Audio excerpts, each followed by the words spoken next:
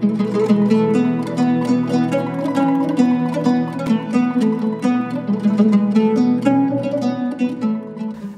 عليكم ورحمة الله وبركاته.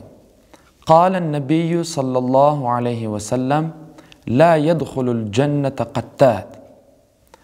В данном хадисе пророк Мухаммад, мир и благословение ему, говорит о том, что не войдет в рай тот, кто разносит сплетни. Разнесение сплетней – это страшная болезнь многих людей. Зачастую люди, не задумываясь о последствиях, из раза в раз совершают этот страшный и гнусный проступок, тем самым сея вражду между людьми. Из этого изречения пророка Мухаммада, да благословит его Аллах и приветствует, мы должны извлечь для себя урок. Разнесение сплетни – это величайший грех, совершая который человек не сможет войти в рай.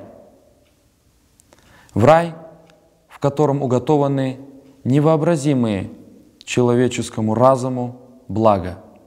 Ассаляму алейкум ва рахматуллахи та'аля ва баракатуху.